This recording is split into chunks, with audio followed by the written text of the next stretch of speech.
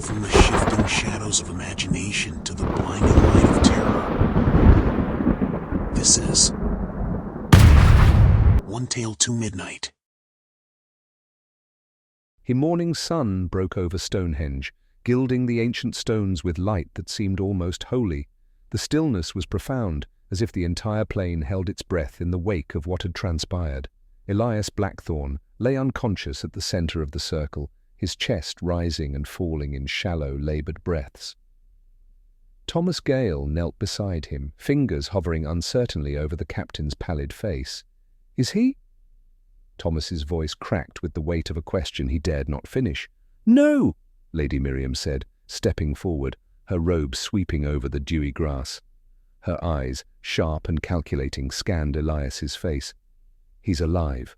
The power has left him, but the body takes time to remember mortality." Miriam's voice was tinged with both relief and apprehension. She had spent her life studying the secrets of the ancient world, but never had she imagined witnessing the return of such power firsthand. She glanced at the buried spot where the statue now rested beneath layers of earth. The sight seemed peaceful, but she knew that peace was fragile. "Help me get him up," Thomas said, his hands now firm as he lifted Elias's limp form. The captain's eyes fluttered open, unfocused and glazed. He groaned, the sound low and guttural, as if his body were protesting against a sudden and foreign weakness. "Where?" Elias's voice was barely a whisper, and he winced as his vision cleared to reveal the towering stones around him. "It's done, Captain," Thomas said, a rare smile breaking across his face. "The Guardians are gone. The debt is paid." The cost of mortality. Elias sat up slowly, every joint in his body protesting. He felt different, not just exhausted, but aged, as though the centuries of life he had stolen had finally exacted their toll. The once sharp edge of immortality had dulled, replaced by an ache that settled deep into his bones. He rubbed his temples, the whispers that had plagued him for so long now eerily absent. "It feels quiet," he said, more to himself than to anyone else. Miriam nodded, watching him with a mix of curiosity and concern. "The power is returned, Elias. You are no longer bound by it. But understand this, what was done here tonight has consequences." Elias met her eyes, the weight of her words sinking in. "What do you mean?" Miriam glanced at the stones, their shadows stretching long as the sun rose higher. "Stonehenge was more than just a gateway. By returning what you took, you've awakened the balance. Power shifts, and others will feel it. The Guardians are appeased, but the world, it has changed." Thomas's brow furrowed. "Are we in danger, Lady Fairfax?" Miriam hesitated, her gaze shifting between the two men. "Not immediate danger, no. But there are those who have long sought what Elias once possessed. They will sense its release, and they will come." Elias's lips pressed into a thin line. The idea of peace was fleeting, already slipping through his grasp. He pushed himself to his feet, ignoring the protest of his body. "Then we prepare." The return to the Crimson Tempest. The journey back to the hidden cove was somber, marked by an uneasy silence that neither Thomas nor Miriam dared to break. Elias walked with a limp, leaning on Thomas for support, a vulnerability that the captain had never shown before. The sea air stung his skin, raw and biting, as if to remind him of what he now was, a man, fragile and mortal. When they reached the Crimson Tempest, the crew gathered at the rail, their faces etched with a mix of relief and disbelief. They had seen their captain defy death, storms and enemy fleets, but never had they seen him appear so human. "Back to the ship, men," Thomas ordered, his voice cutting through the stunned silence. "The captain needs rest." Elias turned, his eyes meeting the sea of faces, some familiar, others new. He nodded, a gesture that held both authority and humility. "We set sail at dusk. There is work to be done." The crew dispersed, though their eyes lingered on him as they went. Murmurs filled the air, questions left unanswered, but no one dared voice them aloud. An uncertain alliance. As night fell and the crimson tempest rocked gently with the tide, Lady Miriam approached Elias in his cabin. The air was thick with the scent of sea salt and aged wood. Maps and charts cluttered the captain's desk, along with ledgers marked with the spoils of past raids. But tonight they seemed trivial, relics of a life that felt distant. "You need allies, Elias," Miriam said, breaking the silence. She stood in the doorway, arms folded, her eyes scanning the room. "There are forces that will come, drawn by the shift in power. You may have paid your debt to the Guardians, but others will see an opportunity." Elias met her gaze, the fire in his eyes dimmer but not extinguished. "And what do you propose, Lady Fairfax? Who would stand with a pirate captain who has made enemies on every shore?" Miriam's lips curved into a faint smile. "Those who fear what could come next. There are ancient societies, remnants of druidic orders, even scholars and explorers who know the true nature of Stonehenge. They would rather keep its power hidden than let it fall into the wrong hands." Elias leaned back, the chair creaking under his weight. The idea was dangerous, uncharted, but so was the silence that now haunted him, the quiet where whispers once thrived. He nodded, a slow, deliberate movement. "Then we find them, and we make ready." Miriam stepped forward, placing a hand on the desk. "The world will soon know that Captain Elias Blackthorn is no longer immortal. But if you're smart, they won't know that he's still the most dangerous man alive." A spark of the old Elias glimmered in his eyes, the corner of his mouth lifting in a wry smile. "Let them come," he said, voice steady. "We'll be ready." The days that followed were a blur of preparation. The crew of the Crimson Tempest worked tirelessly under the sharp gaze of Thomas Gale, who moved with a newfound sense of urgency. Supplies were stocked, weapons polished, and rumours of their captain's mortality whispered through the ranks like the wind. Yet no one dared voice their fears aloud. Elias Blackthorn spent those days in quiet reflection, the absence of the whispers a constant reminder of his new reality. The silence was both a relief and a burden. Each moment felt raw and exposed, as though time itself had only just remembered he was a part of it. Lady Miriam Fairfax had returned to her estate, but promised to send word when she gathered allies who understood the magnitude of what had transpired. The ancient orders and secret societies she spoke of had long been dormant, shadows in the history books. But now, with the shift in power, they were awakening. On the night they were to return to Stonehenge, a thick fog rolled in, cloaking the countryside in a shroud of damp grey. Elias stood at the prow of the Crimson Tempest, the salt air biting at his face. Thomas approached, his expression grim but determined. "It's time, Captain," Thomas said, his voice cutting through the quiet. Elias nodded, feeling the weight of mortality pressed down on him like an anchor. "Gather the men. We go by land from here." The crew, armed and wary, set out from the cove and into the woods that bordered Salisbury Plain. The ground was slick with dew, and each step felt heavier than the last. The air grew colder as they approached, and the forest seemed to hold its breath, as if it, too, knew the significance of their journey. Elias led the way, his footsteps steady but cautious. The memories of the last time he stood in the heart of Stonehenge played through his mind. The voices, the guardians, the crushing realization of what true power demanded. But this time, it was different.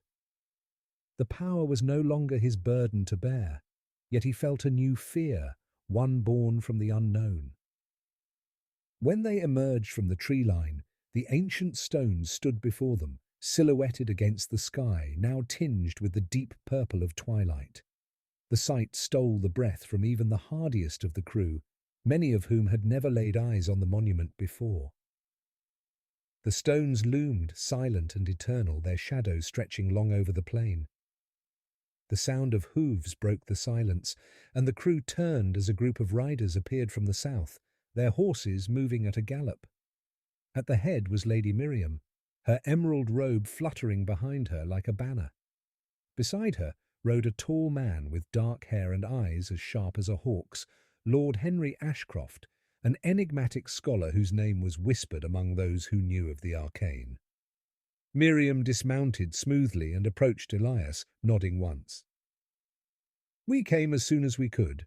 Lord Ashcroft has brought men who know how to defend against what might come." Lord Ashcroft stepped forward, his eyes raking over Elias with something between curiosity and respect. "Captain Blackthorn," he said, voice deep and resonant, "I have read of your exploits, and now I see that the stories did not do you justice." Elias's lips twitched in the ghost of a smile. Stories have a way of growing taller with each telling. "Indeed," Ashcroft said, looking past Elias to the stones. "But this is no story. What you have set into motion cannot be undone without consequence." Elias felt a chill that had nothing to do with the night air. "I know." Miriam glanced between the two men, her expression tight. The Guardians were appeased, but the power that kept them bound is now loose. Those who seek it will come. We must be ready. The night deepened, and torches were lit, casting a wavering glow over the circle. Men stood watch, their eyes darting to the shadows as the wind whispered through the grass. The tension was palpable, an invisible current that hummed in the air. Elias stood apart, gazing at the stones that had been the source of his torment and his salvation. The silence within him felt like an abyss, a space once filled by the whispers that had driven him for centuries. He was no longer bound by immortality, but neither was he free from the weight of the choices that had led him here. Thomas approached, his face half hidden in the torchlight. "Captain, we're ready for whatever comes, but what if they come looking for more than just the statue?" Elias's jaw tightened. Then they'll find out that the man who was once immortal is still not one to be crossed. A sudden sound, a distant, low rumble, rolled across the plain. The men stiffened, hands on their weapons. Miriam's eyes met Elias's, filled with foreboding. "It begins," she whispered. Out of the darkness, figures emerged, cloaked and hooded, moving with the precision of men who had practiced this approach for years. Their leader stepped forward, lowering his hood to reveal a scarred face and eyes that gleamed with malice. He was known to some as Bartholomew Crow, a rogue scholar who had been exiled from every learned society for his dangerous pursuits of forbidden power. "Captain Blackthorn," Crow said, his voice cutting through the night like a blade. "We meet at last. I must thank you for unlocking what we've sought for generations." The tension snapped like a bowstring. Crow's men surged forward, weapons drawn. The clash of steel and the roar of battle erupted under the watchful gaze of Stonehenge. Elias drew his sword, its familiar weight a comfort in his mortal hands, and met the charge head-on. Miriam and Ashcroft shouted orders, their voices barely audible over the din. The Guardians were gone, but the echoes of their power lingered, crackling in the air, as if the stones themselves were waiting to see who would emerge victorious. Elias parried a blow, twisting and bringing his blade across the chest of an attacker. Blood spattered the grass, dark and glistening in the torchlight. His heart thundered in his chest, each beat a reminder that this battle, unlike those of old, carried a mortal risk. The fight raged, the night torn by cries and the clash of metal. For Elias, it was both a return to the life he knew and a stark reminder of what he now stood to lose. The whispers were gone, but the roar of life filled him with a ferocity he hadn't felt in centuries. And as he fought, a voice echoed in his mind, not the whispers of old, but his own, fierce and unyielding. "I am Elias Blackthorn, and I am free." The battle under the moonlit stones was a dance of chaos and blood. Swords clashed, cries rang out, and the ground beneath Stonehenge grew slick with the evidence of struggle.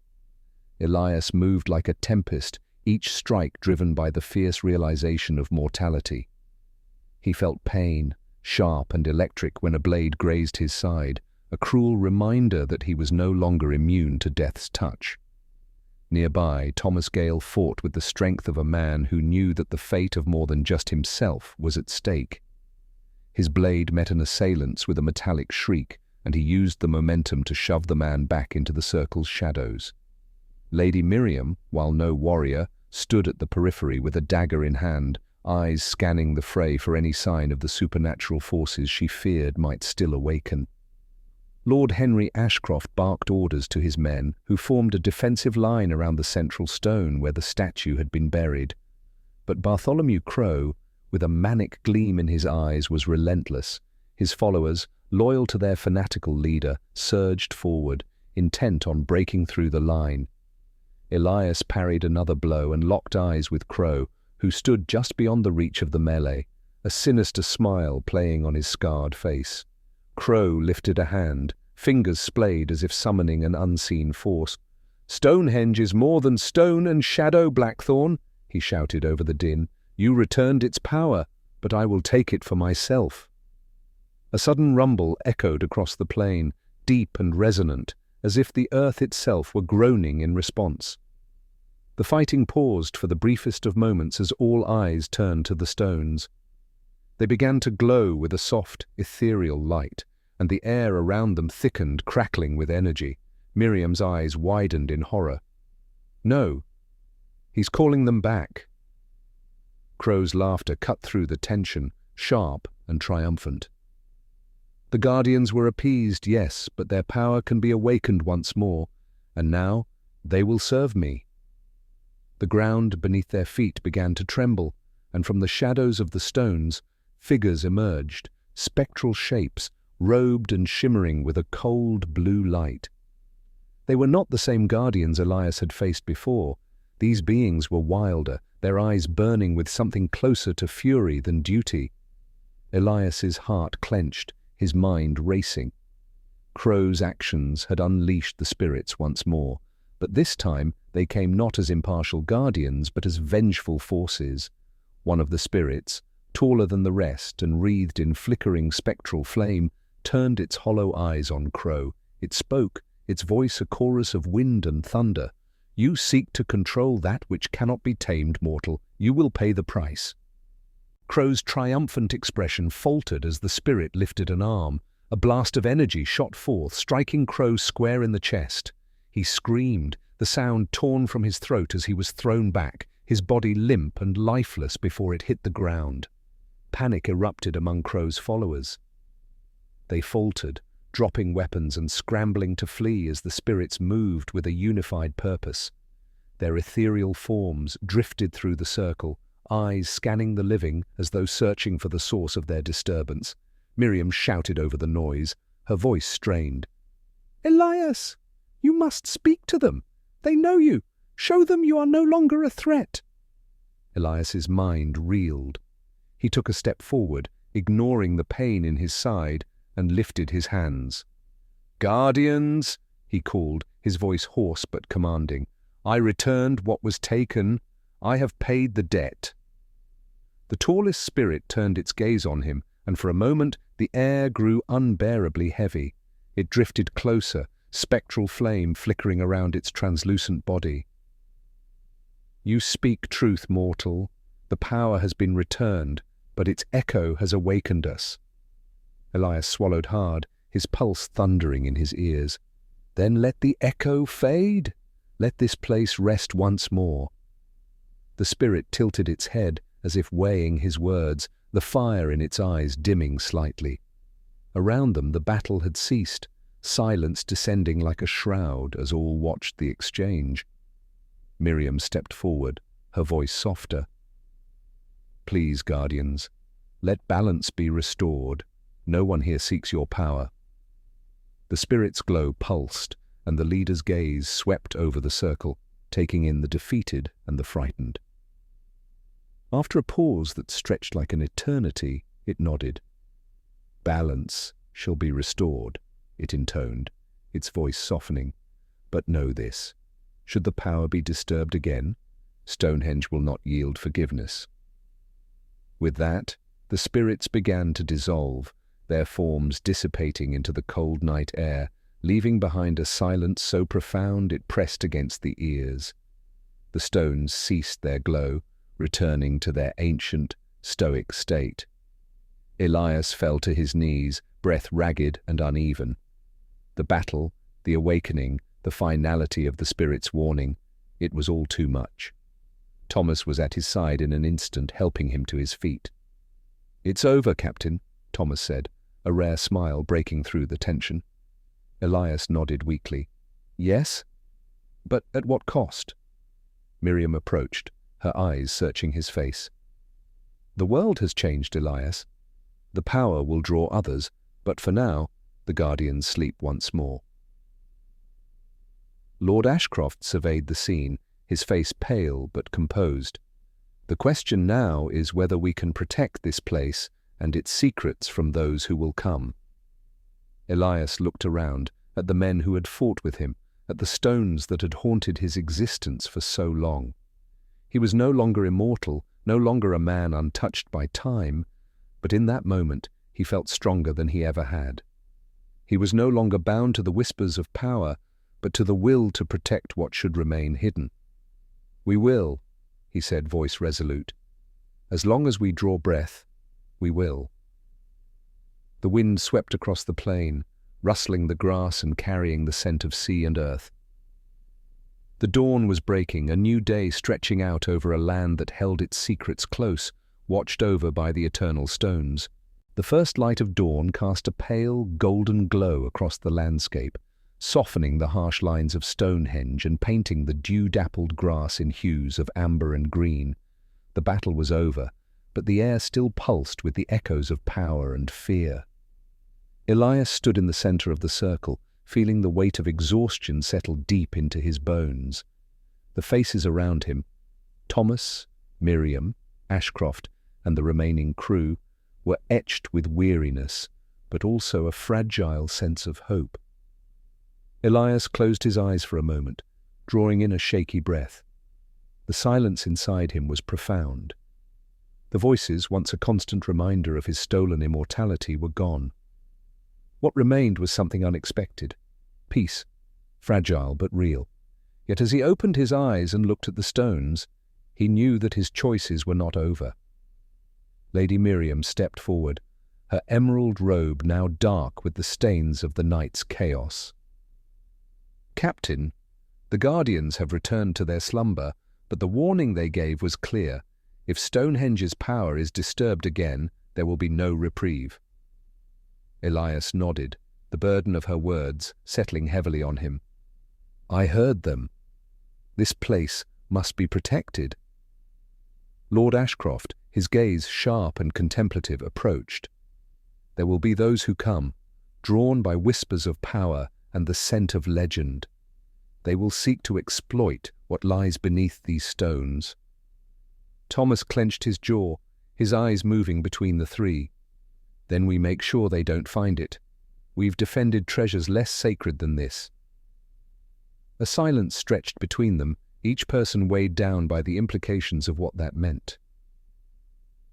Elias looked at his crew, men who had followed him across countless seas, who had trusted him with their lives. He saw the fatigue in their faces, the silent questions. Would they fight for a secret that brought them no gold or glory? Would they stand for something unseen and untouchable? Elias's voice, when it came, was steady and resolute. "We will guard this place, not for riches or legend, but for the safety of all.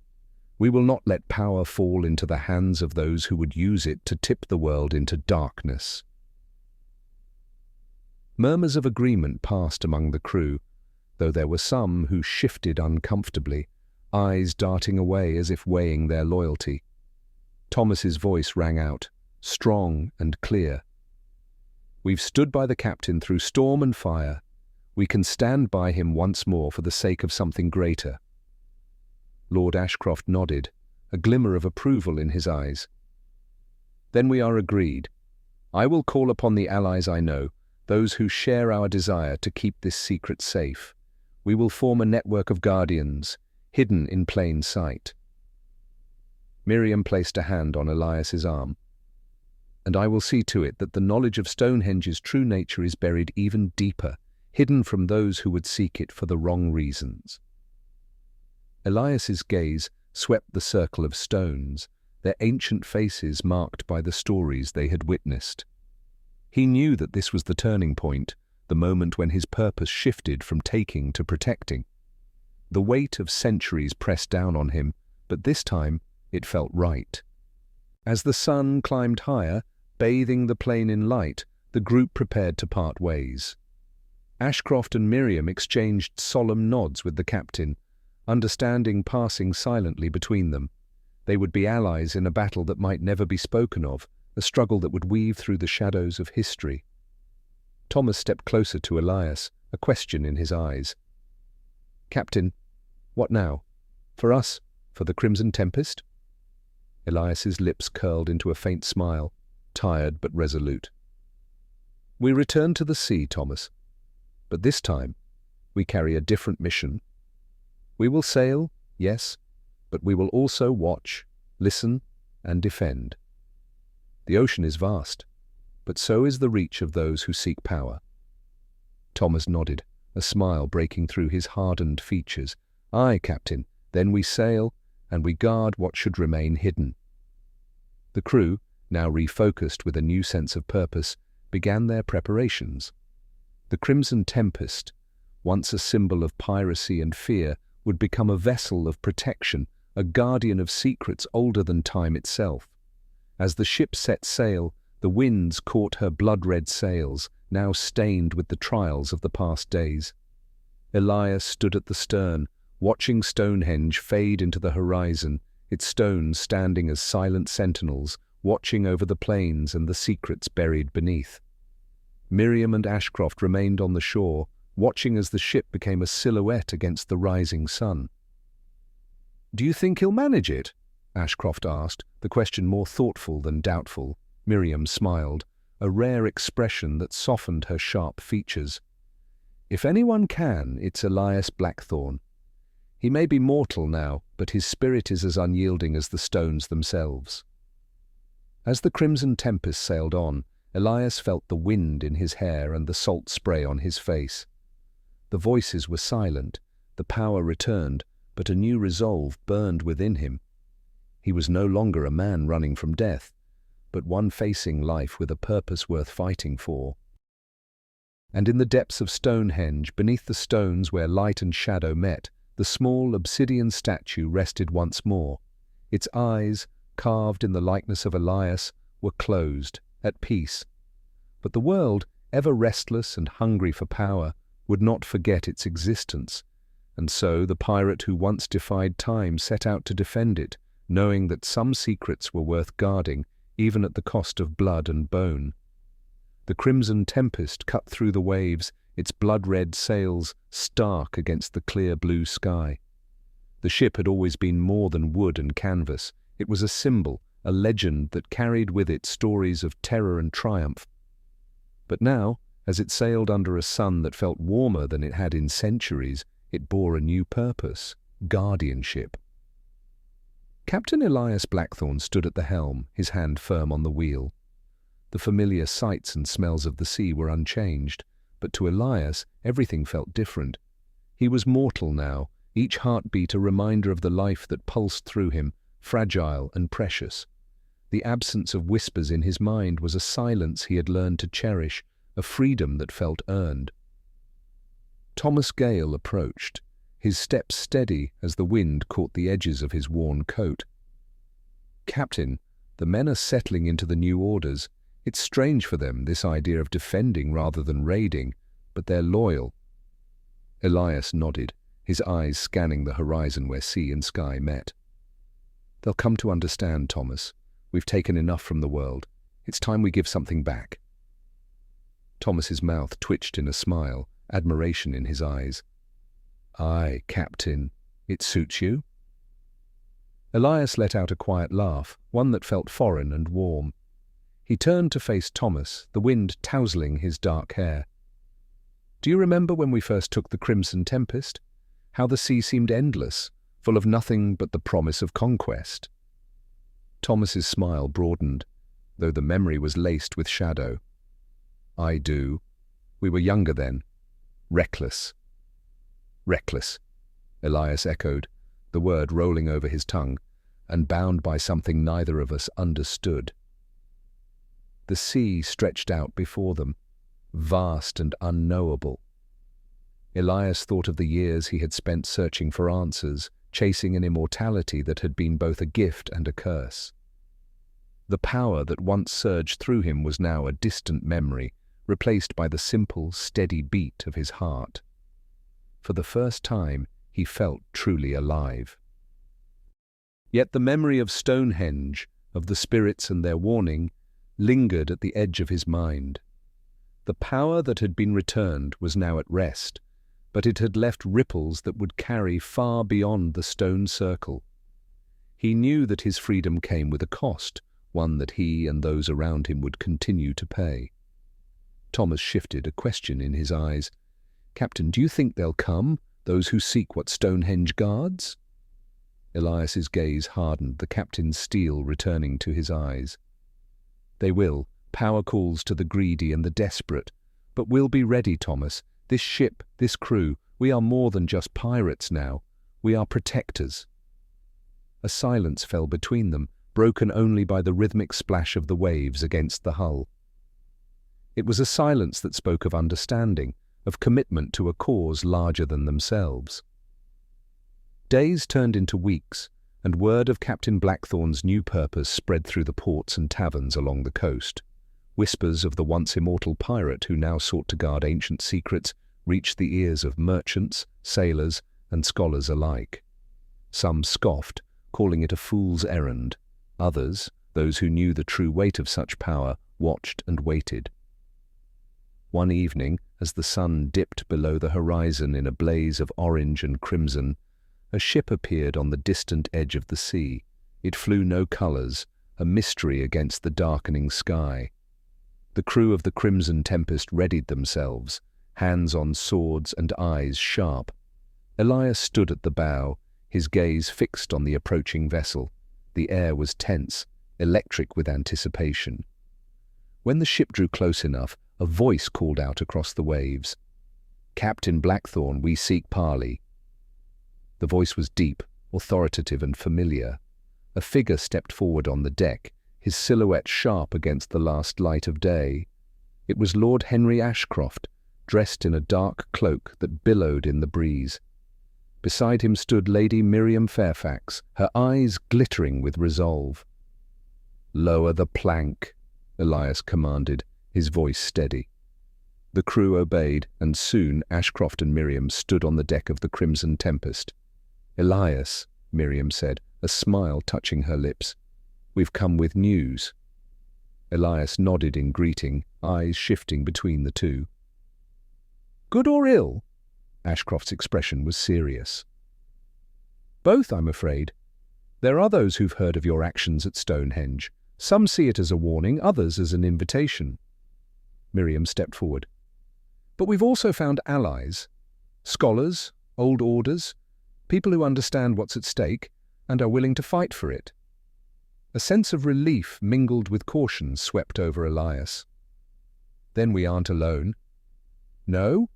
Ashcroft said, a rare smile breaking his stoic demeanor. "And that changes everything."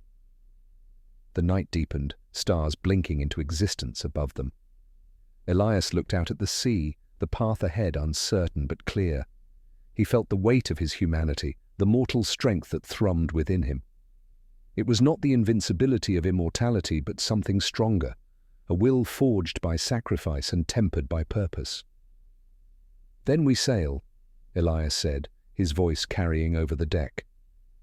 "We sail for more than treasure or legend. We sail to guard what must be kept safe, to ensure that what we once disturbed remains at rest."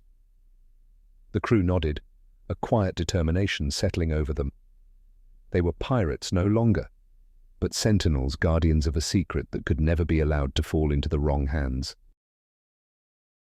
the crimson tempest turned its bow to the open sea, sails catching the wind. And as the ship moved forward, Elias felt the stirrings of a new legend, one that would tell not of conquest and immortality, but of sacrifice, vigilance, and the unyielding spirit of those who guard the forgotten truths of the world. The sun set behind them, casting a golden path across the waves. The captain stood tall, no longer haunted by whispers, but guided by the silent promise he had made to protect, to fight, and to live. Years passed, and the legend of Captain Elias Blackthorn took on a new shape, whispered not only among sailors but within the halls of scholars and secret societies. No longer was he just the pirate who defied death. He became the man who chose to guard life's greatest mysteries. The name Crimson Tempest inspired stories of courage and watchfulness, of a ship that patrolled the seas not for plunder but for the safety of all. In a small village near Salisbury, the locals spoke in hushed tones about the night the ancient stones of Stonehenge glowed as if set aflame. Some called it a trick of the light, others claimed it was the spirits of the old gods stirring. Few knew the truth, and those who did kept their silence. Elias Blackthorn, now an older man with streaks of silver in his hair, stood on the same cliff where he had once gazed at the ocean as a young boy. The wind was brisk, carrying the scent of the sea and the rustle of the distant waves. He felt the weight of his years, but it was not a burden. It was a testament to the life he had chosen after so many years of running from death. Thomas Gale, ever loyal, joined him, his hair now entirely grey but his eyes as sharp as ever. "Do you ever miss it?" he asked. Not needing to specify what it was, Elias smiled, the lines around his eyes deepening. "The invincibility? No, I've gained more by losing it." Thomas nodded, silence settling comfortably between them. The horizon glowed with the setting sun, casting a golden path over the ocean that seemed endless. From behind them, the Crimson Tempest rested at anchor, her sails lowered and her masts tall against the darkening sky. The ship had become a beacon, known among sailors as a vessel of protection. Its crew, a mix of former pirates, and those who had chosen to dedicate their lives to a cause larger than themselves, now carried the legacy of Elias and his crew across the world. One day, Elias returned to Stonehenge, his steps slow but steady. The stones were unchanged, as timeless as they had ever been.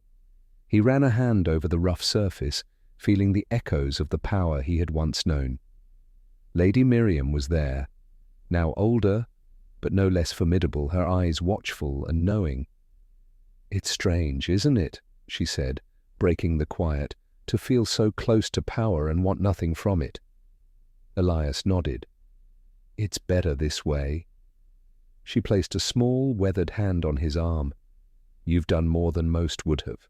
The world will never know how close it came to being undone, but those who do will remember you." A smile touched his lips, warm and real. "Let the world keep its legends. We know the truth, and that's enough." As they stood together in the heart of Stonehenge, the wind whispered through the stones, a soft sigh that carried the echoes of the Guardians. The ancient circle was still, resting under the pale sky. And for once, Elias felt no fear, no weight of impending doom, only the peace of a man who had lived a full life, not just once, but twice. The Crimson Tempest continued its journeys, its reputation shifting from that of a fearsome raider to a silent protector. Port towns welcomed the sight of her sails, and whispers spread of Captain Blackthorn's crew aiding those in need, driving off those who sought the secrets of the deep or the power hidden in forgotten places.